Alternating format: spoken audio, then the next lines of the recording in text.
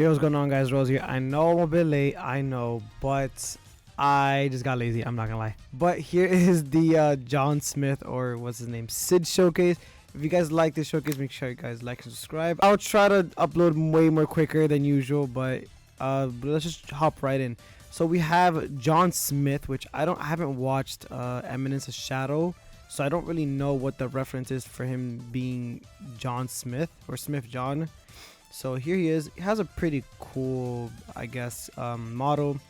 But let's look straight into his passive, which he's already a swap unit similar to Goku and Vegeta here. As you can see, that's his first animation, which is oh, so he has like a reverse cone. That's pretty cool. All right. So I also have the Dark Spirit Familiar, which increases his meter at the top left by 6.9. It can go all the way to 100%, which is really strong. So let's look at this thing. So he has a dramatic entry. So this unit gets a gauge, which we know. It fills by 12.5%. When this gauge fills up, this unit can now press the unlocked active ability, which you will get in a bit, and swap to his counterpart. On entry, he damages all enemies for 80% of his unit's damage. So that's pretty nice. And buffs his damage by 40% for 30 seconds. So if he's swapping constantly back and forth, I believe this can refresh. I'm not 100% positive, but if this can refresh, it'll be nice if you were to get like a really high spirit and just have this up at all times. So then he has Undercover Agent, so he gains the unknown element, which he has right here. On attack, if this unit has already attacked that enemy, he increases the damage of that attack by 5%, and it stacks, so there's no like limit to it, which is pretty nice.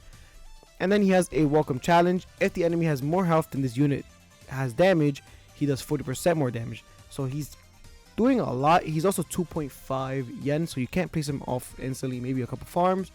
So let's upgrade him a little bit here to his next ability, his String Blitz, which he does like a whole bunch of like string stuff. We'll see like the first part of it, and we'll go to the other side. So there he is. Looks pretty nice. Let's look at a different angle. I mean, yeah, as much as I don't know what's with these eye thing. I'm assuming that's the Dark Spirit. Oh yeah, it is. I'm stupid, but yeah, that's the Dark Spirit. Let's go to the next couple of upgrades here. So we have Hidden Punch and Assassination, which, ooh, this looks interesting. So Assassination every 100 seconds deals 600% more damage on the next attack to the highest enemy HP in range.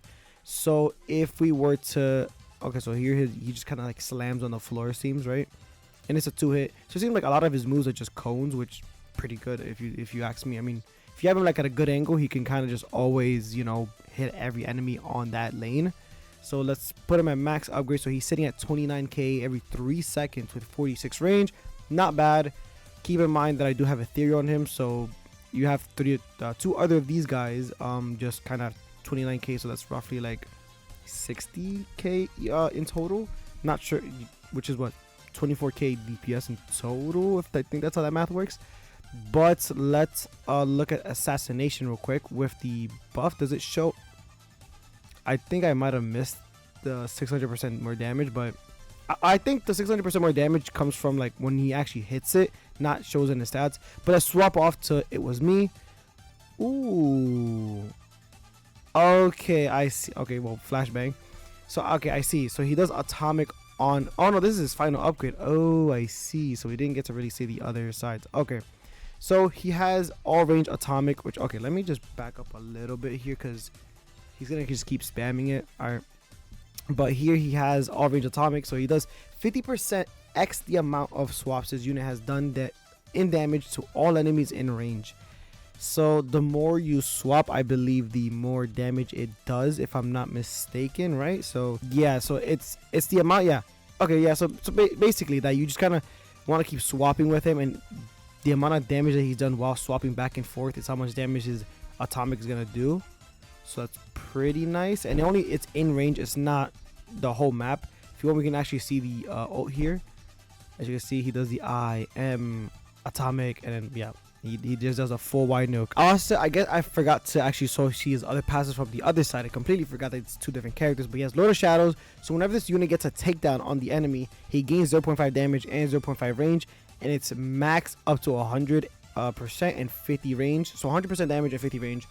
And it resets on swap, which then I guess I see no reason to switch into the other side, I guess, unless you want to be unknown and you want to keep stacking the atomic thing, right? If I'm not mistaken, because okay, bear with me with the animation, but I guess like he's really good at just constantly doing damage to one specific enemy, especially with assassin. So he's like more of a like single target unit. If I guess that's how I'll see him as, like as a single target type of enemy. And if you want to go for like full AoE type of stuff, you'd go into Lord of Shadows, which is Cid.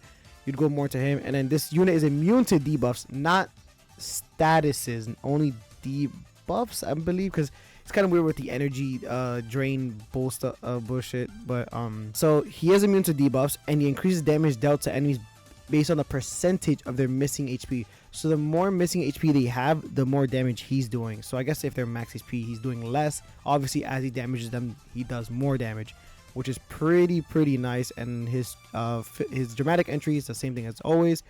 So right now he's sitting at 69k. I don't know if it's going any higher than.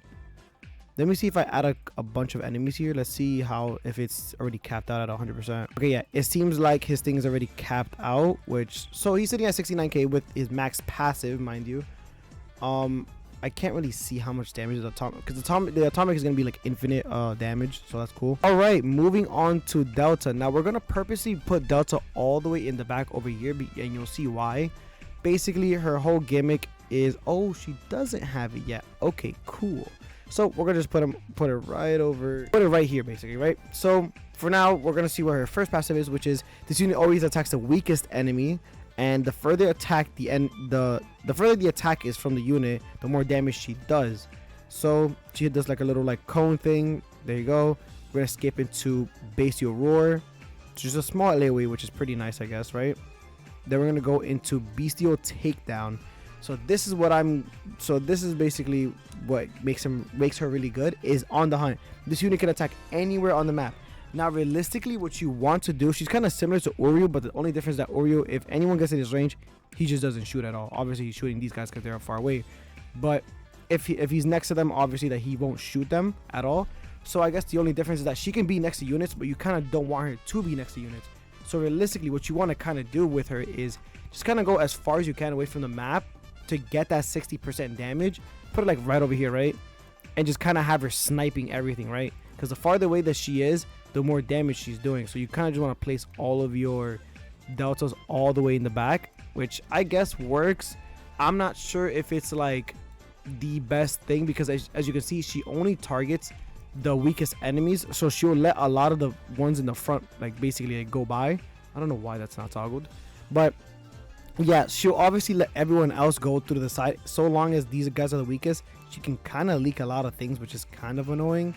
But I can definitely see her really useful for progressive stages, just to like, oh, if I need like a really cheap unit and I can place wherever I want, she's not that bad. I think she's pretty decent for that. But both of these units are pretty fun.